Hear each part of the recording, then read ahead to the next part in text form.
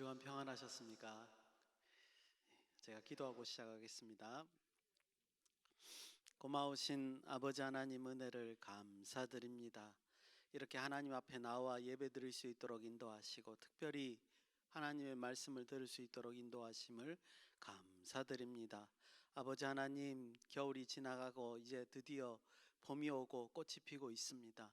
아버지 하나님, 추웠던 우리의 신앙도 이 봄과 마찬가지로 꽃필 수 있도록 인도하여 주시옵소서. 말씀을 들음으로 신앙의 꽃이 피며 또 열매 맺을 수 있는 귀하고 복된 시간들이 될 수 있도록 인도하시고 함께하여 주시옵소서. 예수님의 이름으로 기도드리옵나이다. 아멘. 오늘은 이제 출애굽기 10장 메뚜기 재앙과 흑암 재앙을 한번 살펴보도록 하겠습니다. 11장이 이제 마지막 열 번째 재앙이죠. 근데 제가 생각할 때는 이제 이 흐름상 보니까 이 10장에 나와 있는 메뚜기 재앙과 흑암 재앙이 어쩌면 마지막 기회가 아닐까, 그죠? 왜냐하면 생명이라는 건 한번 죽고 나면 그 다음엔 돌이킬 수가 없잖아요. 그렇기 때문에 이 흑암 재앙, 9번째 재앙까지가 바로에게 주는 마지막 기회가 아닐까, 그런 생각이 듭니다. 지난번을 통해서 우리는 이제 8장에서 이제 두 번째 재앙에서 네 번째 재앙까지 삶의 질을 떨어뜨리는 그런 재앙들을 좀 봤고요. 9장에서 다섯 번째에서 일곱째 재앙까지 직접적으로 이제 생명과 생계에 위협이 되는 재앙들을 이제 살펴봤습니다. 우리가 이제 그 재앙들을 살펴보면서 느낄 수 있었던 것은 재앙의 강도나 효과가 점차 확대되고 있다라는 걸 우리가 알게 되었습니다. 오늘 이제 여덟 번째 재앙, 아홉 번째 재앙 이렇게 두 개 살펴볼 텐데 역시 마찬가지로 어떻게 이제 이 강도가 더 심해질까 하는 것도 우리가 좀 느껴볼 수 있겠습니다. 여덟 번째 재앙은요 메뚜기 재앙이고 아홉 번째 재앙은 흑암 재앙입니다. 이제 여덟 번째 재앙 1절에서 20절까지죠. 메뚜기 재앙입니다. 이 메뚜기 재앙은 이제 앞에 있었던 그 일곱 번째 재앙과 연결이 되는 걸 우리가 금방 알 수 있죠. 메뚜기 재앙은 이제 메뚜기가 온 지면을 덮어서 양식이 될 만한 것을 모두 먹어치우는 그런 무시무시한 재앙입니다. 실제로 이제 아직도 그 아랍권이나 그죠? 조금 넓은 들판 쪽에 있는데 이런 메뚜기가 갑자기 번성을 해서 실제로 모든 곡식을 먹어치우는 그런 경우가 여전히 있습니다. 그래서 우리가 이 효과에 대해서 너무나 잘 알고 있는데요. 아까 말씀드린 것과 마찬가지로 그 9장의 우박재앙 때 이제 가축도 죽고 큰 것들이 이제 다 이제 그 양식이 없어졌습니다. 이제 싹이 나는 것들만 좀 남아 있을 텐데 이 싹이 나는 어떤 식물이 될 만한 것들을 메뚜기가 지금 먹어치우게 된다는 거죠. 즉 이제 그 일곱 번째 우박 재앙 이후에 이 여덟 번째가 이어짐으로써 애굽의 이제 진짜로 생계를 위협하는 그런 재앙이 이제 다가온다 이렇게 볼 수 있습니다. 그래서 보면 이제 우박 재앙은 경고에 불과한 거죠. 그 이스라엘 역사상 전혀 발생하지도 않았던 그 처음 발생하는 그 우박 재앙이 경고의 성격이었다는 겁니다. 그러니까 그 일곱 번째 재앙에 거역했을 때 하나님께서 어떻게 이제 재앙을 내리실지 어느 정도 더 심하게 내리실지 우리가 이제 이걸 통해서 상상해 볼 수 있습니다. 그래서 이제 그것이 바로 지금 여기 10장에 나오는 그 메뚜기 재앙이다 이렇게 이제 말씀드릴 수 있죠. 그런 감정으로 이제 5절 6절을 좀 읽어야 하겠습니다. 제가 5절 6절 읽을 때 한번 보시기 바랍니다. 메뚜기가 지면을 덮어서 사람이 땅을 볼 수 없을 것이라 메뚜기가 내게 남은 그것 곧 우박을 면하고 남은 것을 먹으며 너희를 위하여 들에서 자라나는 모든 나무를 먹을 것이며 또 내 집들과 내 모든 신하들의 집들과 모든 애굽 사람의 집들에 가득하리니 이는 내 아버지와 내 조상이 이 땅에 있었던 그날부터 오늘날까지 보지 못하였던 것이리라 하셨다 하고 돌이켜 바로에게서 나오니. 지금 이 재앙에 선언하는 장면을 보면 그 9장의 재앙보다 훨씬 더 강화됐다는 것을 쉽게 눈치챌 수 있습니다. 이 말은 이제 애굽 사람들이 이 재앙을 이제 견딜 수 없다는 거죠. 한계치에 다다랐다는 걸 잘 이제 보여주는 그런 재앙이라는 걸 금방 알 수 있죠. 특히 이제 두 가지 측면에서 이런 걸 더 볼 수 있는데요. 먼저는 표현에 우박을 면하고 남은 양식거리를 이제 메뚜기가 먹어 치운다 하는 거죠. 정말 이러면 이제 1년치 양식이 모두 사라지게 되는 겁니다. 우리가 이제 옛날에 산업이 발달하기 전에 농업만 이제 주 산업일 때 아시죠? 보릿고개라는 거. 양식이 떨어지면 그 봄에서 이제 그 여름으로 넘어가는 사이에 우리가 많이 힘들어하지 않았습니까? 근데 지금 마치 그와 같은 거라는 거죠. 지금 양식이 다 떨어지게 되는 그런 상황이라는 겁니다. 그리고 이제 두 번째는 이렇게 표현이 돼 있죠. 내 아버지와 내 조상이 이 땅에 있었던 그날부터 오늘날까지 보지 못했던 것이다. 이렇게 이제 표현이 돼 있죠. 물론 기본적으로는 역사상 가장 최악의 재앙이라는 거예요. 이런 일은 예전에 없었다는 거죠. 그거를 이제 잘 표현돼 있고 실제로 14절에 그 재앙이 내릴 때 보니까 뭐라고 돼 있냐면 전에도 없었고 후에도 없을 것이다. 이렇게 표현되어 있는 것을 우리가 살펴볼 수 있습니다. 그래서 굉장히 이 애굽 역사상 가장 최악의 재앙이 바로 이 메뚜기 재앙이다. 우리가 이렇게 알 수 있습니다. 동시에 우리는 또 한 가지 그 사항을 생각해 볼 수 있습니다. 이제 이런 재앙이 닥쳤을 때 애굽 사람들이 생각할 거 아니에요. 도대체 이런 재앙이 왜 오냐? 왜 우리에게 다가왔냐? 이런 생각을 할 거 아니에요. 그죠? 그런 입장에서 보면 이 자기네들이 전혀 경험해 못했던 이 재앙이 오직 이스라엘 자손의 하나님 여호와 하나님으로부터 왔다는 것을 알게 된다는 거예요. 이게 무슨 말이냐? 지금 재앙이 내리는 게 연속적으로 지금 애굽에만 벌어지고 있지 않습니까? 근데 그 모든 엄청난 재앙들이 바로 왕이 거절해서 이 여호와의 명령을 거절해서 그 원인이 되었다는 걸 이제 애굽 사람들이 알게 될 거고요. 그다음에 모세가 그 재앙을 선언하자마자 그 재앙이 시작된다는 걸 알았기 때문에 이 모든 것이 누구한테로 왔다는 걸 인식하는 거예요. 여호와로부터 온 재앙이다라고 인식을 한다는 거죠. 그래서 애굽 사람들이 이 재앙이 왜 왔을까라고 생각하면 그것이 여호와 하나님으로부터 왔다는 사실을 분명히 깨닫게 되는 그런 일이 여기서 동시에 벌어진다는 겁니다. 7절에 보시면요. 재앙이 시작되기 전에 바로의 신하들이 이제 한두 번 당한 게 아니니까 다시 모세와 아론을 데리고 옵니다. 그러니까 재앙이 아직 시작되기 전이에요. 재앙 선포만 딱 하고 난 다음에 모세와 아론이 돌아갔는데 신하들이 모세와 아론들을 데리고 와서 이 일을 말리죠. 그리고 바로 왕과 중재를 하는 것을 볼 수 있습니다. 왜냐? 만약에 이 재앙이 벌어지면 정말 애굽이라는 나라 전체가 위기에 빠질 것이 자명한 일이기 때문에 그랬습니다. 그래서 이제 바로에게 반협박하듯이 이렇게 말합니다. 애굽이 이미 망했는 거를 왕은 모르시나이까? 이렇게 이제 그래서 이제 드디어 바로 왕이 이 모세와 아론과 협상할 수 있도록 그렇게 이제 요청을 하게 되는 거죠. 바로는 그 신하들의 요청을 못 이긴 채 하면서 만납니다. 하지만 문제는 뭐냐면 불러온 모세와 아론에게 오히려 강제적으로 너희 어린 자녀들은 데리고 가지 말라라고 이제 생떼를 쓰는 것을 볼 수 있습니다. 결국은 보내지 않겠다는 거죠. 도대체 무슨 논리로 이런 생떼를 쓰는가? 우리 한글 성경에는 10절에서 11절 사이에 그게 나와 있는데 번역이 약간 매끄럽지 않습니다. 제가 그래서 원문을 한번 살펴보니까 원문 자체가 약간 이제 뉘앙스적으로 표현이 되어 있기 때문에 한글 성경이 번역이 좀 그런 것 같습니다. 그래서 원문을 제가 한번 읽어보겠습니다. 원문에 있는 내용을 번역한 걸 한번 읽어보겠습니다. 너무 길어서 한글로만 제가 말씀을 드리겠습니다. 10절의 두 번째 문장이 이렇게 되어 있습니다. 여호와가 너희와 함께 하실지도 모른다.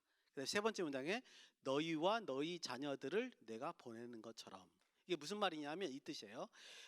내가 너희만 보내는 것뿐만 아니라 내가 너희 자녀하고 함께 보내는 것처럼 지금 다음과 같은 일을 하게 되면 여호와가 너희하고 함께 하실 거야. 걱정하지 말어. 이런 뜻이에요. 10절의 마지막 문장입니다. 봐라, 네 앞에서 악하다는 것을, 뭘 악하다는 게 구체적으로 설명이 안 돼 있어요. 근데 뉘앙스상 뭐라는 거죠? 너와 너희 자녀들을 함께 보내는 것처럼 너희들이 다음과 같은 일을 하면 하나님께서 함께 하실 거야. 그리고 너희가 지금 하는 것은 악해, 좋지 않아. 예, 이제 히브리어 라라고 돼 있는데 이제 악하다, 나쁘다 이런 뜻이거든요. 나빠. 뭐가 나쁘냐? 어린 자녀들을 데리고 3일길 여행을 하는 것이 그렇게 좋은 게 아니야. 이렇게 지금 말하는 거죠. 11절 A 첫 번째 문장을 보시면 그렇게 하지 말아라. 11절 두 번째 문장을 보면 그 젊은 사람들만 가라. 이렇게 말하는 겁니다. 그러니까 전체적으로 두 가지죠. 너희들 하나님 여호와를 섬기고 싶어? 그럼 장정들만 가라.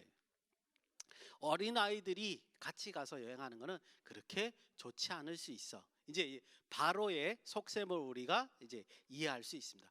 바로의 핵심적인 핑계는 뭐냐하면 사흘길을 여행하는데 광야로 여행할 건데 어린애들을 데려가는 것은 별로 좋은 일이 아니야.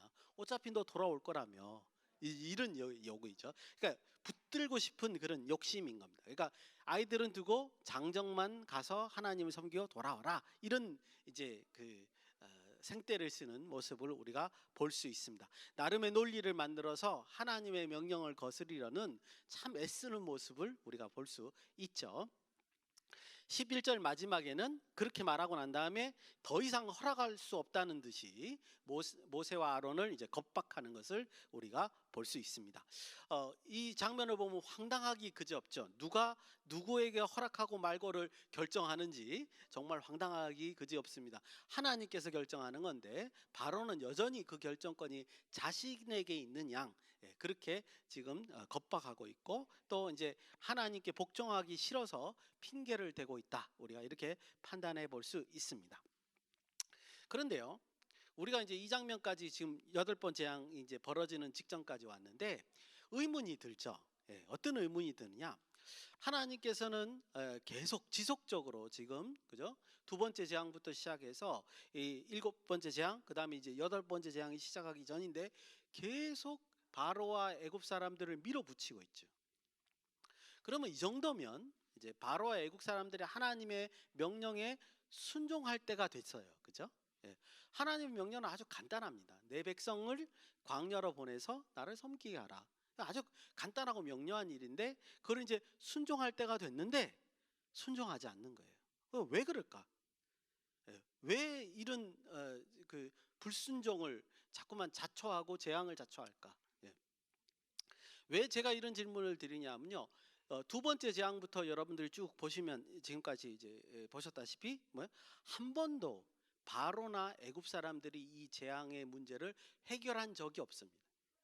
그렇죠? 재앙을 쭉 보면 재앙이 일정 기간 하다가 진행되다가 재앙 자체가 없어지거나 효과가 없어지거나 혹은 모세가 기도해서 재앙이 사라졌지 단 한 번도 바로와 애굽 사람들이 그 재앙을 없애거나 해결책을 내놓거나 한 적은 없었다는 거죠. 그럼 분명히 이제 알 거 아니에요.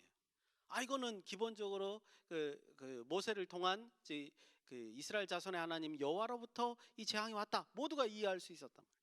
그리고 이거는 우리 자신이 해결할 수 있는 문제가 아니다라는 걸 분명히 알았을 텐데 왜 여전히 이 사람들은 하나님 앞에 그 명령에 순종하지 않느냐라는 겁니다. 이면을 들여다보면요. 그거예요. 하나님이 이 세상의 주권자이심을 인정하기 싫은 겁니다. 여전히 애굽의 세계는 자기가 주권자예요. 그러니까 다시 말하면 자기가 지금 주권자로 버티는 한까지 버텨서 주권자로 남는 것이 더 이익이다라고 생각하기 때문에 그 주권을 모세에게 혹은 이스라엘 자손에게 뺏길까 봐 그것을 붙들고 있는 것이 훨씬 낫다라고 생각하기 때문에 이런 일을 벌인다는 거죠. 우리가 봐도 이거는 도저히 견딜 수 없는 재앙인데도 불구하고 바로와 애굽 사람들이 견디는 이유는 바로 그 하나 때문에 하나님을 주권자로 인정하지 않고 자기가 주권자라고 우기는 행위라는 거죠. 그래서 우리는 이미 결론을 알지만요. 아마도 그들의 삶의 가치가 전혀 가치가 없다라고 생각하기 전까지는 분명히 이들은 끝까지 고집을 부릴 심산이라는 걸 우리가 이제 상상해 볼 수 있죠. 그걸 이제 이 장면에서도 암시할 수 있다는 겁니다. 하지만 이제 재앙이 이제 몇 개 안 남았습니다. 그런데 하나님은 이 사실을 미리 아셨습니다. 그리고 난 다음에 그들의 그 악함을 가지고 선함으로 바꾸시는 장면이 여기에 등장합니다. 제가 일부러 1절, 2절을 안 읽었거든요. 거기서부터 선포된다는 거죠.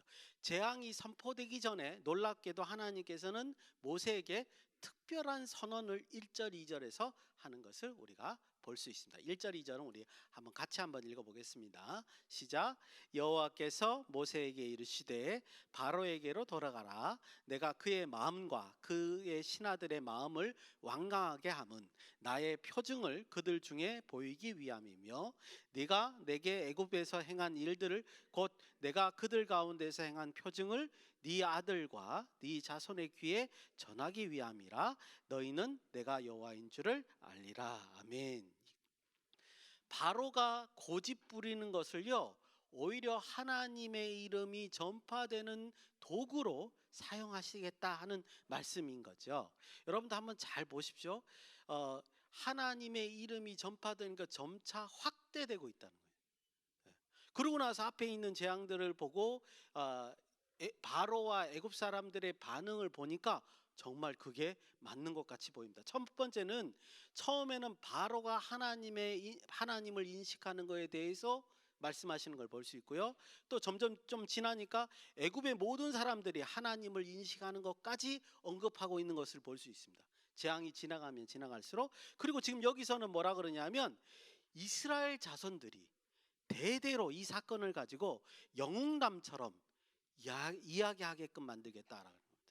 즉 이 애굽의 사건이 그냥 한 번의 사건으로 끝나는 게 아니라, 출애굽 사건이 한 번으로 끝나는 게 아니라, 10가지 재앙이 한 번으로 끝나는 사건이 아니라 대대에 전해지고 회자되고, 그로 인하여 하나님의 이름을 드높이시겠다, 이런 얘기라는 거죠.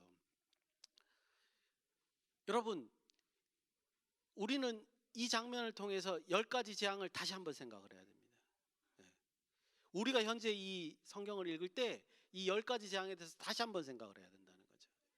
이 얘기는요, 단순히 어느 시점에 벌어진 어떤 안타까운 재앙과 그 처절한 모습, 이런 걸로 목적을 삼아서는 안 됩니다. 이 재앙 자체가 무엇을 의미하느냐? 하나님께서 살아계시고 역사하신다, 하나님의 말씀에 불순종하는 자는 어떤 징벌을 받을 것이다 라는 것을 영원히 남기시기 위한 어떤 그 증표와 같은 사건, 그것이 10가지 재앙이라는 거죠. 그 성격을 지금 10장 1절에서 2절에 그걸 보고 주고 있습니다. 뿐만 아니라요, 여호수아 2장에 가서 보면 이 사건이 40년 후에, 그것도 이스라엘 자손의 입을 통해서가 아니라 여리고성의 기생 라합이 이 40년 전에 이 10가지 재앙 얘기를 말하고 있다는 거예요. 이스라엘뿐만 아니라 가나안 땅에 있는 여리고성 주민이 이 사실을 알고 얘기하고 있는 것을 우리가 볼 수 있다는 말입니다. 그러니까 지금 이 말씀 1절 2절의 말씀이 그대로 실현되고 있는 거죠. 제가 말씀드리고 싶은 것은 뭐냐면, 하나님의 역사는 정말 놀라운 거라는 겁니다. 하나님의 지혜라는 건 정말 우리가 상상할 수 있는 이상의 것이라는 거죠. 인간의 고집과 불순종을 가지고, 그 인간은 그렇게 생각했죠. 내가 고집 부리고 불순종을 한다면 하나님께서 뜻을 꺾으시겠지, 아니면 일이 방해되겠지 라고 생각하지만, 질서가 어지럽다고, 우리가 어지럽게 된다고 생각하지만, 하나님의 지혜는요, 아닙니다. 그런 것들을 훨씬 초월해서 오히려 그 악을 선으로 바꾸시는 하나님의 역사를 우리가 볼 수 있다, 이렇게 말씀드릴 수 있습니다. 하여튼 바로의 생떼와 고집으로 12절 15절을 통해서 애굽의 전무후무한 메뚜기 떼가 온 애굽을 덮치는 장면을 우리가 봅니다. 그리고 이제 6절에 보면, 16절에 보면 이제 바로가 이 사실을 목격하고 난 다음에 모세와 아론을 이번에는 어때요? 급히 부릅니다. 그냥 부르는 게 아니라 급히 불러요. 이제 큰일 난 거죠. 그러고 난 다음에 이렇게 고백하죠. 아주 이제 급하다는 걸 우리가 느낄 수 있습니다. 이번만 나의 죄를 용서해 달라, 이렇게 표현하고, 이 죽음만은 내게서 떠나가게 해달라 애원하는 것을 우리가 볼 수 있습니다. 이게 무슨 말이냐면 이 죽음만이라는 게 뭐예요? 이게 다 죽는다는 거죠. 그만큼 이 재앙이 긴박한 상황이라는 걸 잘 이제 표현하고 있다고 봅니다. 그래서 모세는 이제 하나님께 기도합니다. 서풍이 불어서 메뚜기 떼가 모두 사라지게 됐습니다. 근데 이 메뚜기 떼가 사라지자마자 바로는 다시 마음을 완악하게 하고 언제 그랬나는 듯이 이스라엘 자손을 보내지 않는 것을 볼 수 있습니다. 그래서 이제 바로의 이제 배반이 있었는데 또 재미난 장면은 뭐냐면 앞의 장면과 다르게 모세가 아무런 언급을 하지 않아요. 즉 모세는 이미 이름에도 불구하고 바로가 배반할 것을 이미 알고 있었죠. 왜냐하면 금방 우리가 봤듯이 1절 2절에서 하나님이 선포하셨거든요. 바로는 완악할 것이다. 그리고 그 완악을 하나님께서 선으로 바꾸셔서 하나님의 이름을 이 세상에 알리는데 도구로 사용할 것이다 라고 이미 들었기 때문에 이제 모세가 바로에 대한 그 배신을 이제 언급하지 않는 것을 우리가 볼 수 있습니다. 이제 9번째 재앙입니다. 이제 짧게 살펴보실 텐데요. 9번째 재앙은 흑암입니다.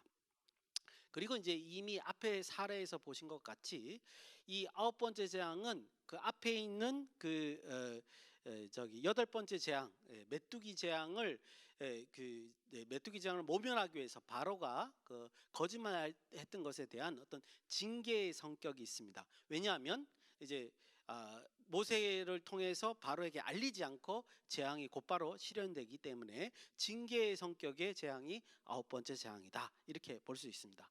재앙은 어떻게 보면 그냥 쉬운 것 같이 보여요. 3일 동안 흑암이 애굽 지역에 임하는 겁니다. 당연히 이스라엘 자손에게는 흑암이 임하지 않았습니다. 뭐 어두워져서 뭐 깜깜해진 거 뭐 이 정도 뭐 촛불 켜면 되겠지 이렇게 생각하기 쉬운데 한번 생각해 보십시오. 지금 땅에는 1년 동안 먹을 양식이 모두 사라졌습니다. 그리고 갑자기 3일 동안 흑암이 임했습니다. 여러분들은 그때 느낌이 어떻겠습니까? 그렇죠? 이 흑암이라고 하는 것은 마치 분위기가 하나님의 심판 혹은 제가 생각할 때는 이 10번째 장자의 죽음을 어떤 예고하는 그런 재앙이 아닐까 그런 생각이 들고요. 그들의 두려움을 배가시키는 그런 재앙이었을 것이다 이렇게 여겨집니다. 그래서 이제 바로는 이제 다시 이제 그 모세와 아론을 부르죠. 그리고 뻔뻔스럽게 또 협상을 제안합니다. 근데 그 협상 자체의 내용을 보면 그의 치졸함이 여기에 이제 묻어 있음을 우리가 알게 됩니다. 이번에는 뭐라 그러냐면 어린 자녀는 데리고 가라. 그 다음에 뭐라 그러죠? 가축들은 놔두고 가라 이런단 말이죠. 왜 또 가축들을 놔두고 가나? 이제 뭐 조금 물질이 궁했나? 아니면 이제 뭐라도 좀 챙기기 위해서 그러나? 그게 아니고요. 앞에 있는 우박 재앙과 그 다음에 그 메뚜기 재앙을 통해서 이제 애굽에 있는 양식은 어떻게 해요? 다 고갈됐을 거 아니에요. 좀 있으면 이대로 가면 애굽 사람들은 분명히 바로에게 폭동을 일으키고 말 겁니다. 왜냐 먹고 살 게 없으니까. 그렇죠? 바로 때문에 그렇게 됐다 이럴 거예요. 그러니까 바로가 생각해낸 게 뭐냐? 이스라엘 자손들의 가축이라도 좀 도와야지만 그 다음에 이제 애굽 사람들을 진정을 시키고 먹을 양식을 주지 않겠나 이런 생각이 이 잔머리를 돌려서 가축은 놔두고 가라 이렇게 이제 협상을 하는 것을 볼 수 있습니다. 제가 생각할 때 차라리 하나님께 이런 이적을 베푸는 하나님이면 당연히 생명을 구하는 이적도 베푸실 수 있잖아요. 차라리 하나님께 부복하고 우리를 구원해 달라고 모세를 통해서 간청을 했다면 어쩌면 우리 이제 뒤에 나오지만 만나를 내려주시는 기적을 이 애굽 땅에서도 일어날 수 있는 일이죠. 그죠? 그 1년간 애굽 사람들을 먹여 살리는 게 그것이 무엇이 하나님께 문제가 되겠습니까? 그죠? 그런데 이런 이제 협상을 벌이는 것을 볼 수 있습니다. 모세는 이 협상에 대해서 타협하지 않습니다. 그래서 그 바로가 28절에 보면 백성을 보내겠다는 약속도 하지 않고 모세에게 협박을 가하죠. 네가 나를 다시 본다면 이제 바로가 모세에게요. 너를 죽이겠다. 그렇게 이제 협박을 하는 것을 볼 수 있습니다. 하지만 여러분들 꼭 아셔야 됩니다. 능력이 없는 협박은 허상일 뿐이고요. 그 모세의 요구를 들어주지 않으려는 그런 수단에 불과한 겁니다. 왜 바로가 모세를 죽일 수 없죠? 지금까지 봤다시피 이 모든 재앙을 해결할 수 있는 유일한 사람은 누구예요? 모세거든요. 그러니까 바로는 절대로 모세를 해할 수가 없습니다. 안 그러면 이제 어마어마한 재앙이 계속 밀려올 것이고 그것을 해결할 수가 없을 테니까요. 그렇죠. 그러니까 절대로 죽일 수가 없기 때문에 이런 협박은 사실은 아무런 의미가 없는 거죠. 반면에 29절에 모세가 난 당신 이제 안 볼 것이다라는 말은 진짜 이제 경고죠. 진짜 마지막 경고고 설득력이 있는 경고라고 보여지고, 드디어 이제 마지막 재앙이 하나 남았다. 불가항력적이고 그리고 이때까지 경험해 보지 못한 아주 큰 재앙이 마지막에 남겨졌다는 것을 예고하는 그런 경고가 29절의 모세의 언급이 아닌가 그렇게 보여집니다. 그래서 이제 뭐 다음 주부터 또 보시겠습니다만, 모세는 그의 선언처럼 더 이상 바로를 보지 않고 이스라엘 자손들이 애굽에게 나가는 그런 기적을 드디어 읽어내는 것을 우리가 이제 앞으로 보시게 되겠습니다. 이제 짧게 묵상하고 마치겠습니다. 오늘 본문을 통해서 하나님의 지혜는 우리의 고집과 불순종보다 더 승하시고 놀랍고 선한 기적을 만들어내신다는 것을 우리가 배울 수 있었습니다. 고집은요, 능력이 있을 때 인정받을 수 있습니다. 또 효과를 발휘할 수 있습니다. 고집을 부린다고 해서 모든 문제가 해결되는 게 아니에요. 그 고집 부린 사람이 능력이 있을 때, 그만이 모든 것을 해결할 수 있을 때 인정받고 효과를 발휘할 수 있죠. 그런데 절대로 어리석은 인간은 또 심판을 맞이할 아담이라는 히브리어 말이 물론 우리가 아는 일반 명사 아담의 고유명사 이름이기도 합니다만, 지난주에 말씀드린 대로 죽을 자, 모털 비잉이거든요. 곧 심판을 맞이할 자라는 의미를 가지고 있거든요. 그러니까 심판을 맞이할 아담은 결코 그런 능력과 자격이 없다는 것. 그래서 결론적으로 말씀드릴 수 있는 것은 이거죠. 하나님 앞에 어떤 인류도 그 명령에 고집을 피울 수가 없다는 사실입니다. 이게 대명제라고요. 피조물은 무조건 창조주의 때에 따라서 움직일 수밖에 없다는 거죠. 그럼에도 불구하고 우리는 현대에도, 그다음 성경 속에서도 많은 사람들이 하나님의 명령 앞에 고집을 부리는 모습들을 볼 수 있습니다. 한 주간 아직도 하나님께 돌아오기를 거부하는 어리석고 불쌍한 영혼들을 위해서 기도하는 시간을 가져주셨으면 하는 부탁을 드립니다. 바라기는 우리의 기도가 상달되어서 하나님께서 우리 예배당에 그들을 많이 초청하시는 그런 기적의 역사가 일어날 수 있도록 예수님의 이름으로 기도합니다. 기도하시겠습니다. 고마우신 아버지 하나님, 은혜를 감사드립니다. 오직 하나님의 말씀으로, 하나님의 말씀만 이 세상에 드러날 수 있도록 인도하여 주시옵소서. 그 말씀을 들은 영혼들이 하나님 앞에 나올 수 있는 그런 귀한 기적이 우리 가운데 목도될 수 있도록 인도하시고 함께하여 주시옵소서. 예수님의 이름으로 기도드리옵나이다. 아멘.